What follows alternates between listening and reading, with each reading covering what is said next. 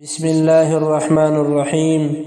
شعبان کی 15ویں شب برات کہلاتی ہے، یعنی وہ رات جس میں مخلوق کو گناہوں سے بری کر دیا جاتا ہے۔ تقریباً 10 صحابہ کرام رضوان اللہ علیہم اجمعین سے اس رات کے متعلق احادیث منقول ہے۔ حضرت عائشہ رضی اللہ عنہا فرماتی ہیں کہ شعبان کے 15ویں شب کو میں نے نبی کریم صلی اللہ علیہ وآلہ وسلم کو اپنی آرامگاہ پر موجود نہ پایا تو تلاش میں نکلی، دیکھا کہ آپ جنت البقیع کے قبرستان میں ہیں۔ پھر مجھ سے فرمایا کہ آج شعبان کی 15ویں رات ہے، اس رات میں اللہ تعالیٰ آسمان دنیا پر نزول فرماتا ہے اور قبیلہ بنی کلب کی بکریوں کے بالوں کے تعداد سے بھی زیادہ گناہگاروں کی بخشش فرماتا ہے۔ دوسری حدیث میں ہے، اس رات میں اس سال پیدا ہونے والے ہر بچے کا نام لکھ دیا جاتا ہے۔ اس رات میں اس سال مرنے والے ہر آدمی کا نام لکھ لیا جاتا ہے۔ اس رات میں تمہارے اعمال اٹھائے جاتے ہیں اور تمہارا رزق اتارا جاتا ہے۔ اسی طرح ایک روایت میں ہے کہ اس رات میں تمام مخلوق کی مغفرت کر دی جاتی ہے سوائے 7 اشخاص کے۔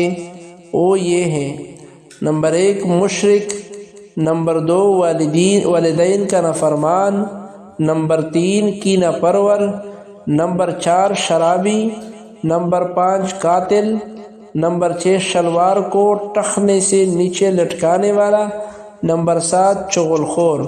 ان 7 افراد کی اس عظیم رات میں بھی مغفرت نہیں ہوتی جب تک کہ اپنے جرائم سے توبہ نہ کر لیں۔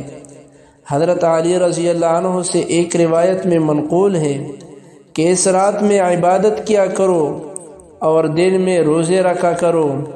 اس رات سورج غروب ہوتی ہی اللہ تعالیٰ اپنے بندوں کی طرف متوجہ ہوتے ہیں اور اعلان ہوتا ہے، کون ہے جو گناہوں کی بخشش کروائے، کون ہے جو رزق میں وسعت طلب کرے، کون مصیبت زدہ ہے جو مصیبت سے چھٹکارا حاصل کرنا چاہتا ہو۔ ان احادیث کریمہ اور صحابہ کرام رضوان اللہ علیہم اجمعین اور بزرگان دین کے عمل سے ثابت ہوتا ہے کہ اس رات میں 3 کام کرنے کے ہیں۔ نمبر 1 قبرستان جا کر مردوں کے لیے ایصال ثواب اور مغفرت کی دعا کی جائے، لیکن یاد رہے کہ نبی کریم صلی اللہ علیہ وآلہ وسلم سے ساری حیات مبارکہ میں صرف 1 مرتبہ شب برات میں جنت البقیع جانا ثابت ہے۔ اس لیے اگر کوئی شخص زندگی میں 1 مرتبہ بھی اتباع سنت کی نیت سے چلا جائے تو اجر و ثواب کا باعث ہے، لیکن پھول پتیاں، چادر چڑھاوے اور چراغاں کا اہتمام کرنا اور ہر سال جانے کو لازم سمجھنا، اس کو شب برات کے ارکان میں داخل کرنا، یہ ٹھیک نہیں ہے۔ جو چیز نبی کریم صلی اللہ علیہ وآلہ وسلم سے جس درجے میں ثابت ہے اس کو اسی درجہ میں رکھنا چاہیے، اس کا نام اتباع اور دین ہے۔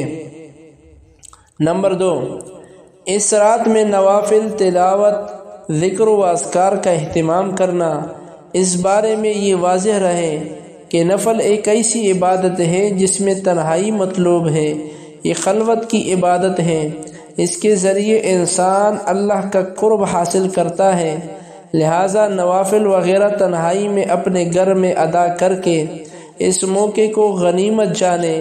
نوافل کی جماعت اور مخصوص طریقہ اپنانا درست نہیں ہے۔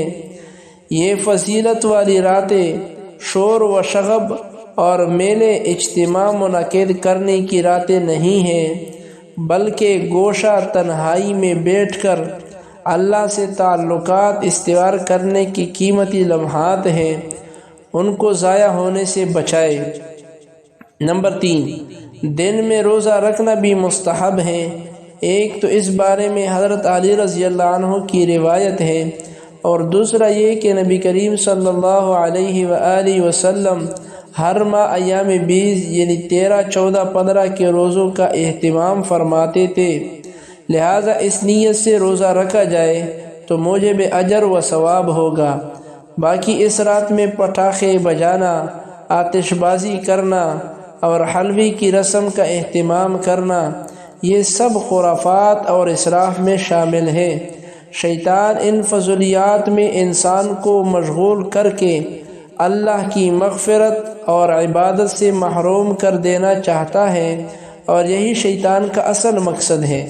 بہرحال اس رات کی فضیلت بے اصل نہیں ہے، اور سلف صالحین نے اس رات کی فضیلت سے فائدہ اٹھایا ہے۔